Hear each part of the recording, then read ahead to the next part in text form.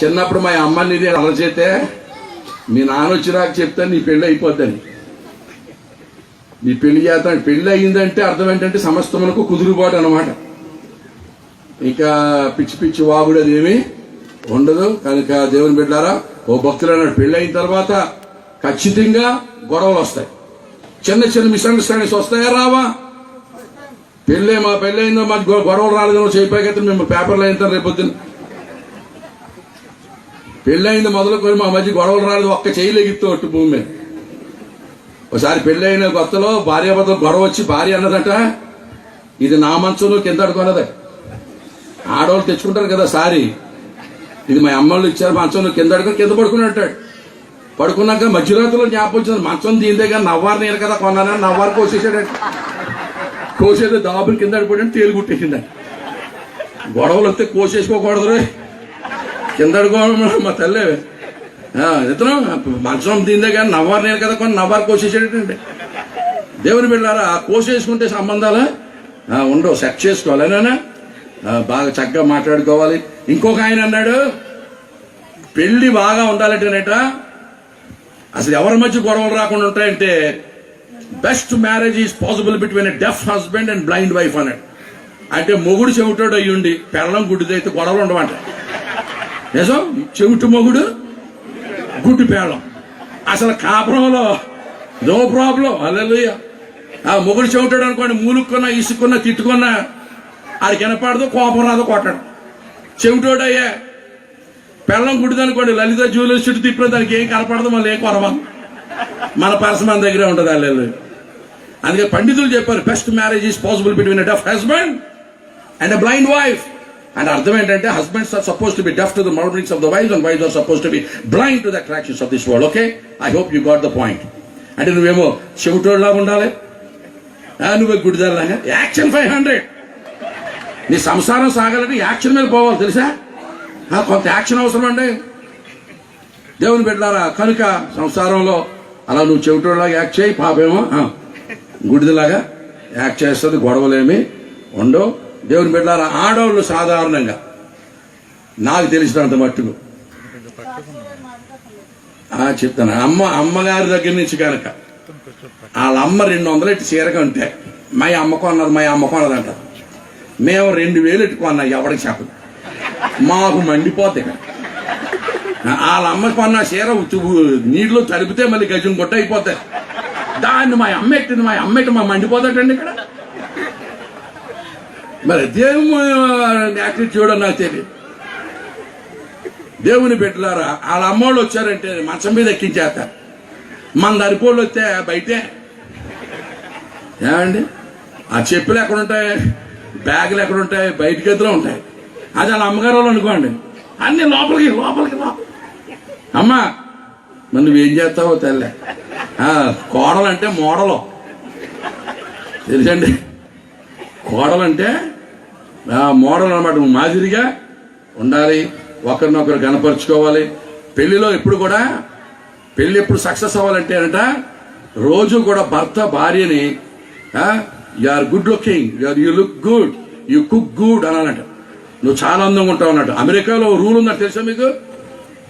పొద్దున్నే లేచి భర్త టీ చేసి పట్టుకొచ్చి భార్యతో అనాలట, honey you are very beautiful అనాలట. నువ్వు చాలా అందంగా ఉంటావు అన్నాడు. ఏ రోజు అనకపోయినా రోజు కేసంట, గొడవ అంట. అందుకని భర్తలో పొద్దున్నే లేచి భార్యని హనీ నా తేనె తక్కారిపోతాం అనాలట. లేకపోతే వాళ్ళకి నంబర్ ఉంటుందంట, నంబర్ నొక్కితే వ్యాన్ వచ్చేసి వెళ్ళిపోతుంటే మగవాళ్ళకి. నిజం, మన దేశంలో ఆ వ్యాన్ లేక అందరూ బయట లేకపోతే లోపల బ్యాచ్. వాళ్ళకు నంబర్ ఉంటుందటండి, ఆ నంబర్ నొక్కితే వచ్చి మగవాళ్ళు వేసుకెళ్ళిపోతుంట. అందుకని అమెరికాలో దొరలో హనీ నా తేనె అని తిరుగుతుంటారు. మనోళ్ళన కాదంట, మనతో మనీ.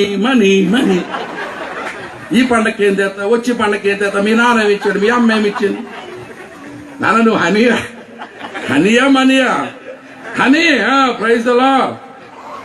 దేవునికి స్తోత్రం కలుగునుగా.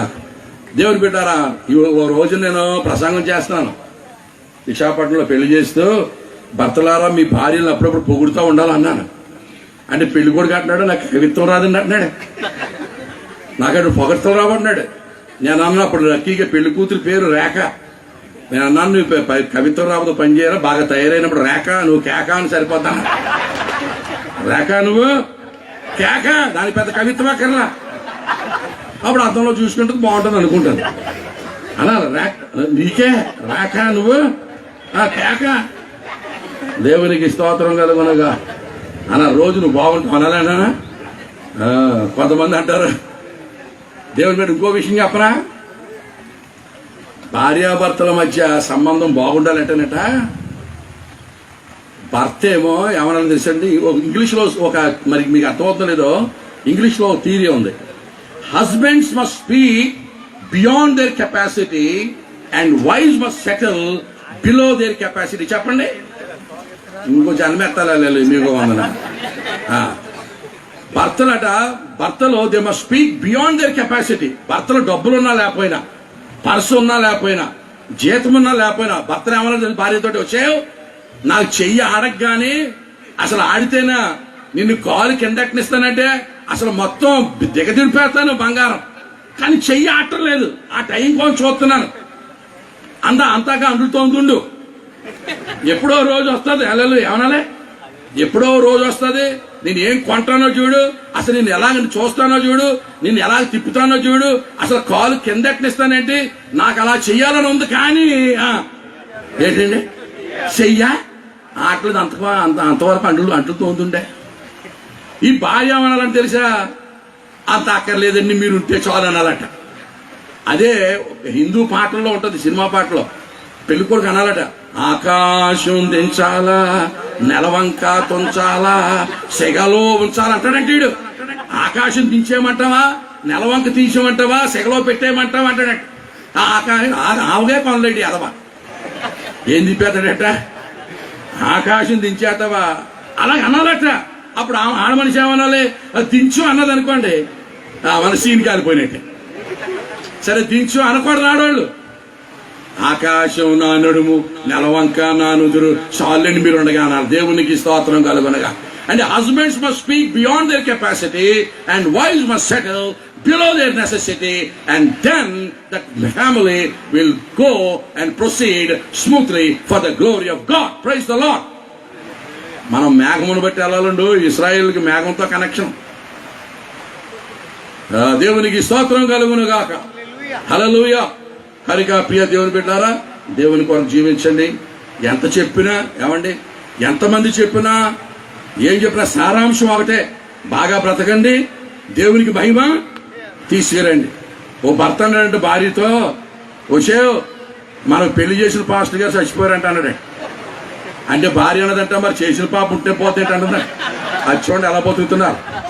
మన చెల్లి పాప మనకు పెళ్లి చేసి సంసోన్ గారు చచ్చిపోయారని ఆడంటే, మరి చేసిన పాప ఉంటే పోతే అంటుందంట. మా గురించి ఇంటే ఎప్పుడైనా అలాగే నేనే తల్లి, don't say like that. Okay, బాగా బతకండి, దేవునికి స్తోత్రం కలుగునగా. హల్లెలూయా. మరి వర్షం వచ్చేస్తుంది కనుక ఇంతటితో ఈ మాటలు ముగిస్తున్నాను. దేవుడి మాటలు దీవించును గాక. Thank you very much. దయచేసి లేచి నిలబడినట్లయితే